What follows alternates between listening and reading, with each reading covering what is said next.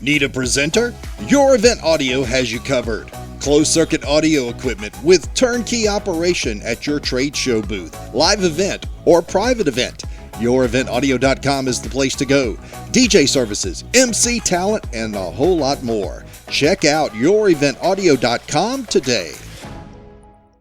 Well, let's wrap up the month of April here on the 26th, 2024 with the Exhibitor Now podcast. I'm Mike Morrison, National Sales Director, WS Display and co-host of the show. And if you're watching on video, you see there on the opposite side of the screen, Kim Gischler, who's the Chief Content Strategist for Exhibitor Group, as well as the Associate Publisher for Exhibitor Magazine. Very interesting show today. For the first time, I think, in our over a year and a half, almost a year and a half's worth of shows, we're not interviewing anybody today. We're going to talk content. She's the content strategist. Why not talk content? Why don't we talk strategy? Why don't we talk a lot of things about Exhibitor Group today? But before we get into that, we're going to talk about a few bullet points that we always do. And some of these points, you may sit there and stare at me and go, Mike, what does that have to do with trade shows, live events, and experiential marketing? You'll be amazed, actually, as we talk about these, how applicable they really are. Let's dive, Kim, first of all, into the Tik Tok ban. Everybody's screaming about the White House signing the bill that finally says you got 12 months, TikTok, in order to tell your home company ByteDance to find some U.S. ownership. There are concerns, at least from the FBI, the Federal Trade Commission, and obviously lawmakers, that TikTok, their home team, is using this from a communistic government standpoint, stealing our information and sharing it with their government. So that's my question to talk about on the front end. Is it really TikTok and the little videos that come out, or is it possibly a strained relationship between the U.S. and China in the business and governmental world? Well, I have no clue. But I love that you brought it up and you thought I would have a clue on this. I thought you were going to come out with some. Yeah, I will tell you from a person, from an event perspective, I always have questioned TikTok for a long time, just from a business point of view, because, with everything else going on, we're very sensitive to the people that we do business with. So we want to protect everyone that we do business with, especially the publishing side and anything we're rolling out, that we want to make sure that everyone's protected in some essence as much as we can do. I'm not, from a business standpoint, TikTok is probably not one of my vehicles that I would go to, but we did do some reels out there for Exhibitor Live this year, which was very well received. We had a great fun with it. So, I think they have to do what they have to do. Is it something that I'm going to lose a lot of sleep over? Probably not. If I was a 23-year-old person and I was making a lot of money off of it, I'd be pretty worried. So it can go a lot of different ways. To me, it's of all the things I need to worry about, probably this isn't one of them. From my very small view of what I'm dealing with, you might have a different opinion because you're in the more of the world of surrounding than I am. It's interesting you said that. I do have a different perspective from the supply side of this industry. We have a very symmetric relationship, a tremendous relationship. As a matter of fact, almost 100% of our suppliers are in China for our company. Yeah. So there is that. There was the tariff that came out back, 19 or so, 8 or 17 actually, the 25% with imports and everything. But what got me, if you'll notice, I got a pen in my hand, and I've always had a pen in my hand, and touch my face or do whatever. It's a tick that I have. But here's the thing: this is a brand new WS pen that we give away as swag as one of the items. I noticed at the show just in Cincinnati recently, it has this little, you can't see, it's a little ridge right there on the side of the clip. It's like, what does that say? And I had to get a magnifying glass just because I'm old and put it down. And it literally says China on it. And of course, then I began to look everywhere in my office at everything that's sitting here. And of course, you know where I'm going with this. Everything is either made in China or everything has components within the big US made product that it has components that come from China. We can't live without China. As strained as these relationships are, every business owner watching this podcast or involved in our Exhibitor Group world you can't live without them. So I'm concerned about the strain, quote unquote, strain right now, even though I understand it and I get it, and even parts of me agree with it. How far does this go? It's something to think about and something to talk about maybe with your legislators as you think more and more about it if this continues down this road. It's an interesting, maybe we should do a poll. Maybe we'll do that for the show and have some feedback. Love the feedback from our listeners. Let's change gears and talk about, we talked last week about airlines. We're going to talk again this week because, boy, the Department of Transportation dropped a big one on all airlines, now saying that passengers will get automatic cash refunds for canceled or significantly delayed flights under new rules from the DOT. The changes to take effect in the next 6 months are aimed at eliminating headaches and haggling. God knows we all go through it. Fees for checked bags that are lost or not delivered within a reasonable 12-hour period of a domestic flight must be refunded immediately. Passengers who pay for Wi-Fi or in-flight entertainment and it doesn't work, get a reimbursement. I mean, common sense stuff you would think, but man, how many times have we had to argue over stuff like that, Kim? Well, I mean, it's amazing the customers, they're so into customer service, but they're really not. It's just fascinates me. And these are very simple things that can be done, and it doesn't mean anything to anyone, but it means a lot to the customer, and they could save a lot of face if they would just do some of the things. I think it's long overdue. We should have been able to get instant, would go in your bucket. It would go in that reusable bucket that's airy fairy, that if you're not on that bucket of missed trips or refunds or whatever that you can use by a certain date. We look at it all the time because we fly all the time.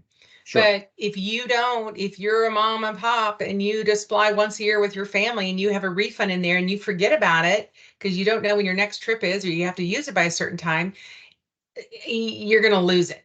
So it's really great that they're doing instant refunds, and I think it's important for them to do it, especially for the people that are luxury travelers and they don't leisure travel and they don't get to do it a lot. And it's a family, for goodness. I mean, think about, you're traveling from Chicago to Anaheim and you're going to Disneyland, and that ticket alone is horrendous. But then you have flight issues you missed. I mean, it's just common sense. I don't know why it wasn't done a long time ago, but it is what it is.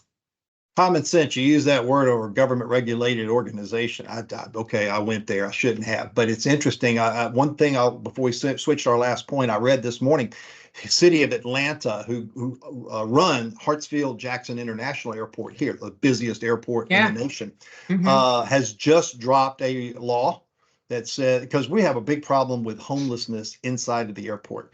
If you've ever traveled, oh yes, because MARTA has a train that comes directly into You're right. the terminals.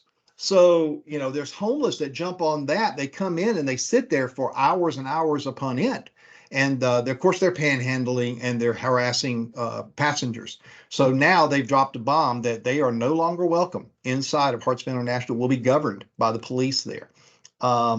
Maybe we're seeing some corrective actions. Of course, the homeless advocacy of that is really ugly right now. Everybody's arguing with that statement and that rule and that decision. But when you pay $500 for a ticket, you want to go in there and not be harassed. So there's two sides of the story. I just thought I'd mention that before we go back to DC to conclude our front end today. And I don't disagree with that, but I will say there has to be some solution, and we can't just keep moving these poor people around all the time. We need to find a solution and quit just saying it's a Band-Aid all the time. So I rip off the Band-Aid and let's fix the issue. Fix it, I agree. Agreed. Of course, you and I on the same page with that, but probably not on the same page with DC, where we're going for finalization of a discussion today of, I'm sure everyone heard this week about what the Federal Trade Commission did, especially in our world, regarding bans of non-competes. They are going to ban non-competes in a business and for their respective employees.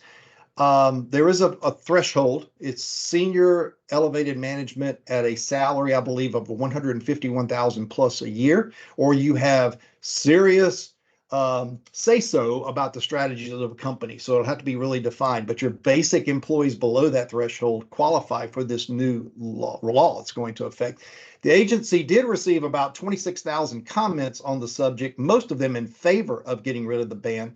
The rule, which doesn't apply to workers at nonprofits, is to take effect in 4 months unless it's blocked by legal challenges. And we've heard that the U.S. Chamber of Commerce has already said, pack a lunch, we're going to challenge it. Good or bad, non-competes? You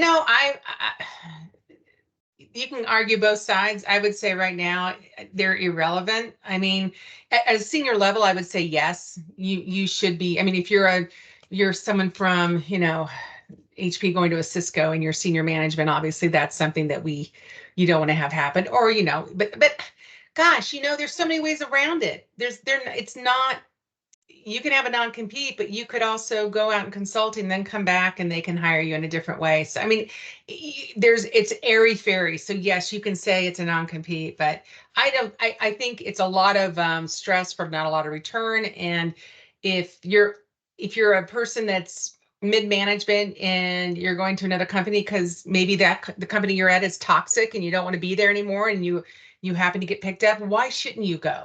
I don't think there should be any holding back, especially in this time where we're all kind of, the world is a crazy place, and just let them do what they want to do.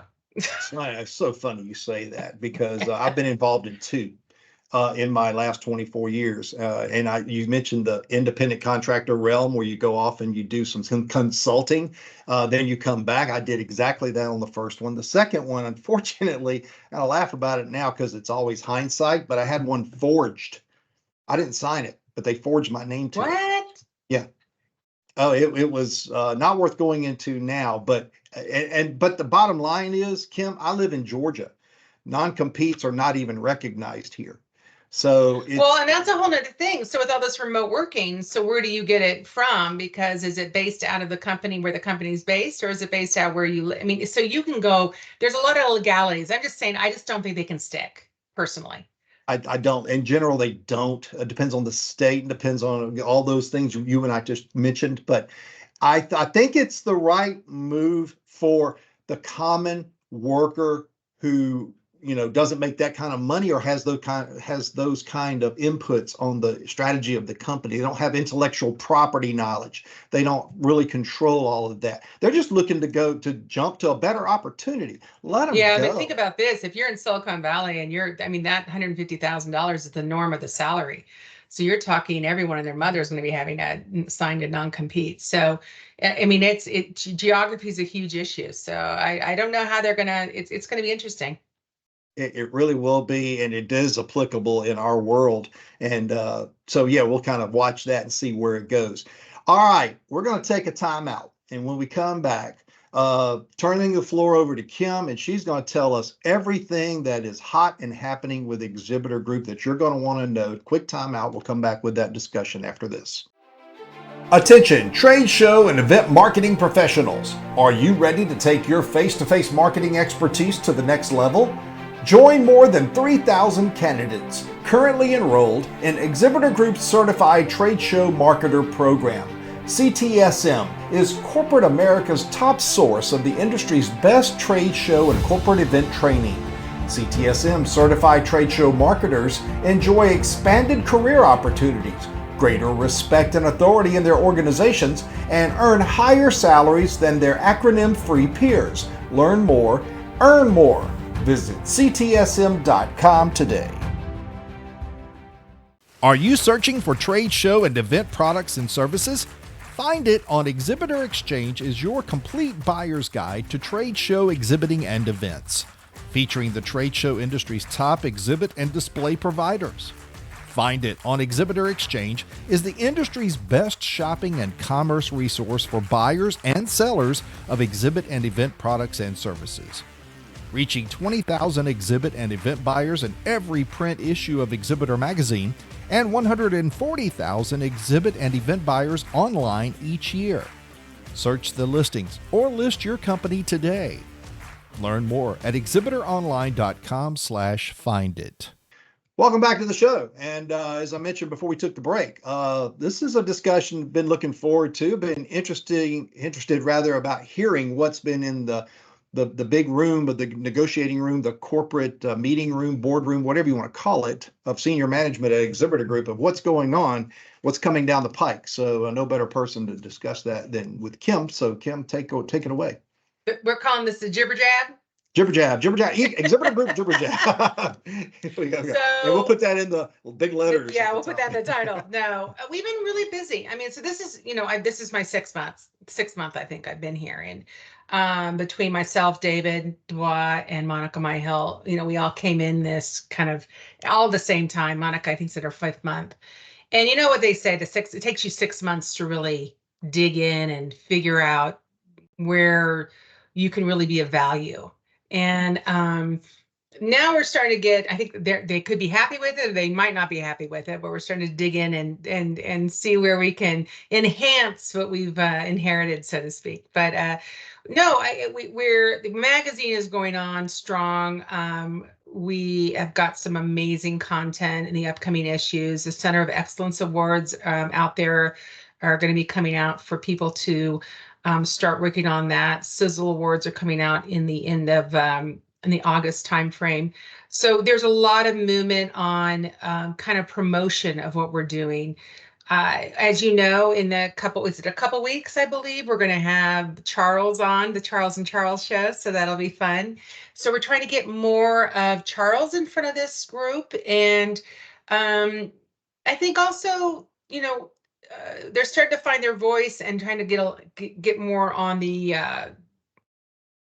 thinking about what the magazine really wants to be now, and kind of what they want to promote, and who their audience really is. So we're doing a lot of fun, investigative. I love analytics. I love all the information that goes behind all that, and why we make the decisions. So look for more to come on that. And sign up for those awards if you haven't already. That'll be a lot of interesting information. And then on the other side of the house, the EG side, we have the Education Week upcoming. So that is in July, the week of July 14th. So you have the CTM, kind of like the old fast track, was done in 3 different times of the year. We combined it all one time in Las Vegas for this 1 week. You can just go pound it out, get as many classes as you want to get in, and get as much education as you can do. There's going to be some electives in there as well. So some new things coming in, some heavy, a little bit on AI touching on there, kind of deep dive into that, how you can use it in your events. We're also going to have some data analytics as well, how you use sponsorships, how you measure it, how you get the reporting for upper management. So that's important to have. And then also, some other speakers coming in and giving some new content, just some new flavor to it all. We're trying to figure out how to move it forward. Can I ask a quick question? No. On this? No. Real quick. I don't want to break your train, but no, you're fine. Something popped in my mind, because I agree with you. I think reducing it to 1 week of the year makes total sense. It saves money. It saves time. It puts everybody in one location. However, I'm pretty sure you're going to, if you haven't already, you've got the feedback of, I can't be there that week because of a show, because of work, because of whatever, maybe PTO, whatever it is.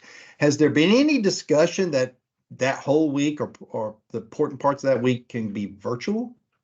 I think they're working on, I don't know if it will be a hybrid kind of version of it for live, for that specific week. I think we're going to have, there'll still be e-tracks. We do e-tracks all the time. So she'll have it for that. This is one of those that we talked about doing digital, and I think we could tape it. Right now, we're kind of playing with just this week and seeing how many people actually attend, see the feedback, because it's so important to get the feedback from it and see if it's worthwhile. July in Vegas, not a lot going on. So we're, your contained audience. It is a week, so we're going to do through the half day on Friday, and we're combining some other things with it. So it's good point. We are investigating that.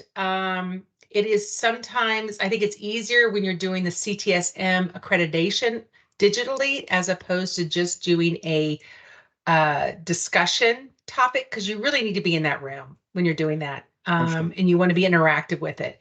A taped one is a lot easier to deal with on education as a So good question. We are investigating it.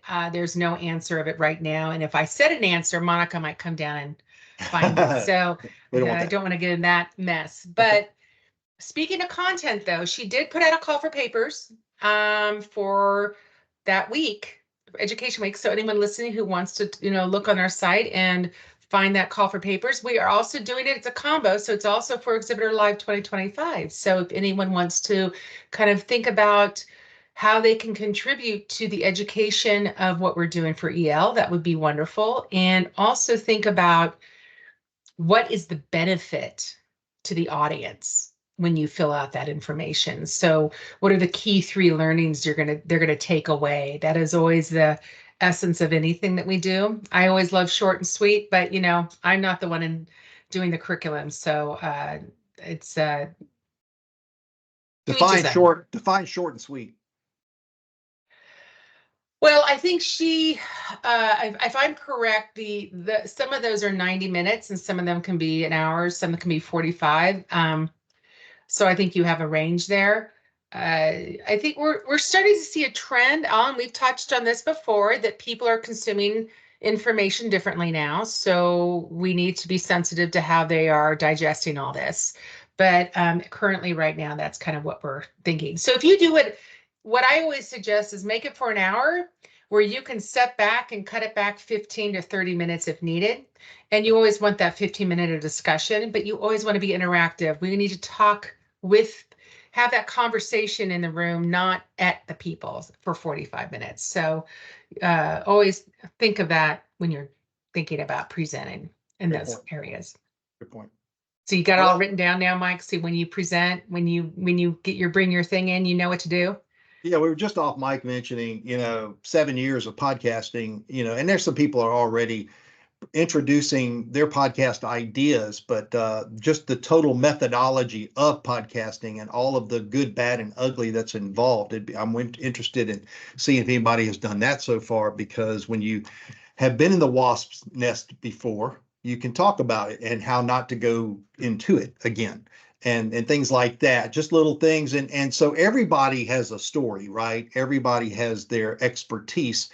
Does it apply to a CTSM role? That's what you have to ask yourself. And well, I think you can also, and I think what the benefit of that kind of discussion is, how do you promote it?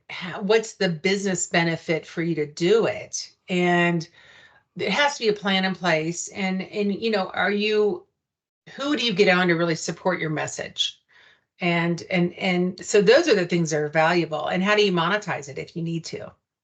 Lord knows, or support, pictures of dead you presidents. have you have a sponsorship package. How are you including that part of marketing into your sponsorship package, and how is that relevant? So there's a lot of areas you can touch on. It's just how you flow it, so to package speak. it together and present it. Absolutely. Yeah. I totally agree with you. But we're gonna be at some other events down the road. We always go to Expo and attend that with David Dubois and Lauren Johnson. They always head out there. And then also IMEX, and I think we do we also do the golf tournament, the Randy. I think you go to that as well. I do. Mark and I did the podcast there. I'll be doing that. I've done the podcast there since 2014, actually, when I was doing video when I was in B Matrix. So yeah, we'll be there. We'll represent Exhibitor Group there. Whether it's, are you coming in for that, or will that be? That's so far down the road. I don't even know where I'm going this week. So I had to look at it. I had to actually look at it. We had a member, a client of mine passed away suddenly. And of course, that's what that whole event's all about, is assisting and helping and memorializing those people in our industry. It's a very, very important event. If you've never been, and I'm just quoting Michael Boone here from Coastal, if you don't know, you don't know until you go. Until you go, you don't know. That's, or something like that. He paraphrases it. Once you go, you're hooked. You go every year. Well, it's for a good cause, and it's always a special event. I've heard a lot of amazing things about it. So we will continue on that path. But we kind of are in our planning session for 2025. And as well, we just had a site visit down in San Antonio this week. And we're looking forward to Exhibitor Live next year in San Antonio and trying to make that partnership an amazing event and experience for all those attending. So stay tuned for more on that. But you know, the logistics around that are really great. They all were very happy on the movement and where the flow is from different hotel to convention center. So it's things are looking good, Mike. I got a question. And Uh-oh. I feel like I have the right to ask this. Okay. I'm You kind can of have on the the right now. outside. I'm in the family, but I'm kind of like third cousin removed down the line, so to speak, because I worked for another company. And so I'm a customer. And I think it's safe to say, because I know all the inner works now of what it used to be, what it was for a year or so, and now what it is now. Is it safe to say that it's still trying to carve out the identity of the new exhibitor group because it's necessary? It's kind of, the past is the past, and even the most recent past is the past. And now we've got to go and cut this new identity. And so you could take that ball and run with it in the future. It's I kind don't of, know if it's necessary. I think it's we have a new purpose. So I would say that it is defining our new purpose and really promoting it and sticking by it and saying that if when you talk about exhibitor group or what we are doing or what we are trying to accomplish, that we all can say the same thing. And I think we're not there yet, but I believe in the next 6 months we will get to that point. So I think there's a lot of really fun, innovative, interesting discussions that are happening right now that we can be very proud of where we're going to be by 2025 Exhibitor Live. I'm looking That was forward. a very roundabout way of saying, yes, moving forward, we're going to be there.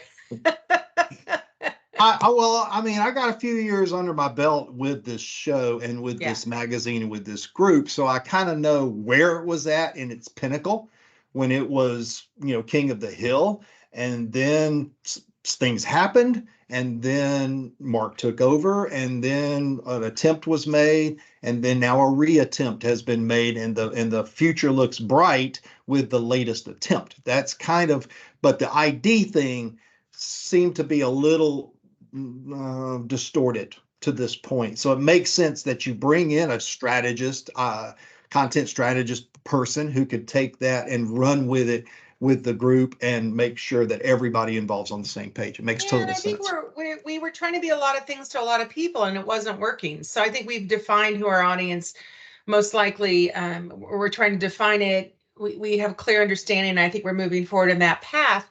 And when you define that, then everything else kind of just falls into place. And you can, and then everyone who supports you has an understanding of where you're moving forward. So too. So it helps on many levels. The sponsors, this community as a whole that is so committed to this movement that we're the CTSM and everything that we're doing and promotion, that we just really want to honor it and we want to keep it going, but we do need to enhance it constantly. It's a little steroid effect, kind of inject it with something that boosts it forward. Yeah, and it's also, we should be thought leaders and we should be ahead of things, especially with a magazine. So I think the magazine should be a visionary, and then we kind of talk about everything that's going on, what's been promoted in the magazine. So there's an incredible opportunity around that.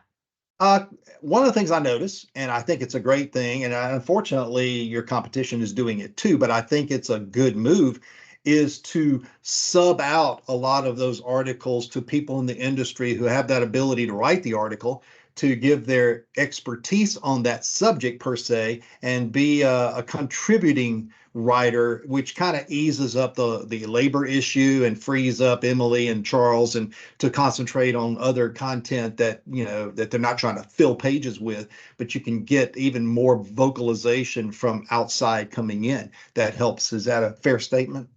It is a fair statement, and it also goes both ways. So we have a lot of content on ours that we would love to share with others. So I think it's once you start getting that collaboration back and forth, which I've really love having that happen because, I mean, Charles is a wealth of knowledge and Emily's so wonderful in what she does, but we need to have that cross-pollination. And the more we do that, the more we can learn from each other. And we all have different audiences. And so we're all touching, some of us are touching the same, but most likely we all have different vehicles we're going through. So there's a lot to share. But I agree.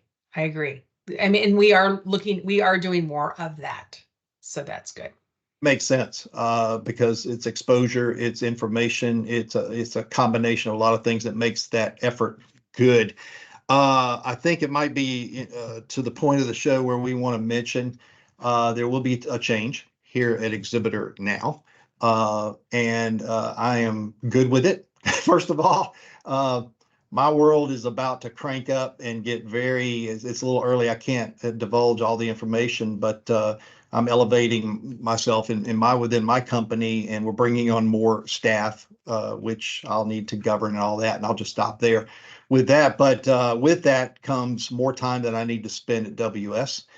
Therefore, starting in May, we will go to every other week with our show, which allows us to focus on good content, strong content, and not having to struggle at the final minute to come up with talking points because we're all busy.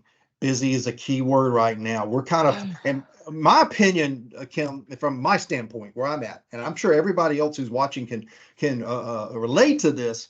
We're taking 23, and it's kind of continuing where we thought it would level out, at least for us, and maybe you as well. I know for you guys, it's very busy, but that's what seems to be happening is we're staying on pace or even busier than we ended in 23. Yeah, so. and it's unrealistic pace to keep putting pressure on ourselves. And, and then we have this challenge is that we did get the right people because we want to up the audience as we want to do. So yeah, in May, I think the next Friday, we're going to have when we talk next week, it's going to be Amy Calvert from the head of EIC. And that'll be a wonderful discussion on what's going on with her. And then the week of the 17th, we're going to have Charles Duhigg, and Charles Pappas will be interviewing him. And then you're going to be on site at legislative week. I know. It's a tongue twister. It is, but you're going to be on site with Emily and David and having that discussion. So it just seems like a more doable. Yeah, it is. And this will be the first time that we've actually set up a studio in DC, which is what Tommy wants us to do. And we're really excited about that. We'll bring in our industry folks who want to have a say and speak their piece, and we'll have a compilation effect of interviews with our people edited, and we'll present, as you said, on the 31st. And that will be interesting because it's hitting a lot of different people on a lot of different topics, and I'm really happy that you guys are going to do that. So it's going to be an editing nightmare. That's what it's going to be. It will be an editing nightmare, but I'm not doing the editing. Of course, this dude right here. Excited about that. So you'll hear that. And more to come. So we will, as we get closer in May, we'll discuss more things that are going to be happening. But it's all good. We're moving in the right direction. So there you have it. It's a summary of where the Exhibitor Group is going after a 6-month stopping point and evaluation point of where everybody's at. It'll probably get better. It's going to have to get better as we go. It's going to be better. Yeah, well, but we put that pressure on ourselves that we're going to try to make it better. And I think it gets better if you share our show, if you reply to our shows when we put polls out there or we ask for feedback. Sharing is caring. Somebody stole that. Oh, I stole it from somebody else who said That's that. deep. That's deep. Sharing is caring. That hurt my head. There's that. And so we will be back next week with the show. It'll be great, as Kim said. And we appreciate you hanging out with us here on this Friday to wrap April up on the Exhibitor Now podcast.